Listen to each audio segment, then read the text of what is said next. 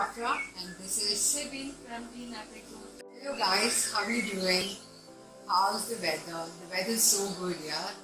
So today we thought of talking about balconies, how to deck it up a bit. So apartment dwellers, if you have small, big, medium-sized balconies, um, we have one or two things that can help you with decking up your balcony. So today we'll talk about plants. The basics is, if you have a balcony, you need to get some plants and some seating arrangements and do a little bit of decor of your style. Then I think you're good to go to enjoy a beautiful balcony space because outdoors the weather is so amazing.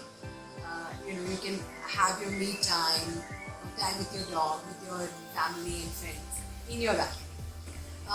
The first step is to choose plants. We would prefer real plants over artificial. We want to suggest you some plants that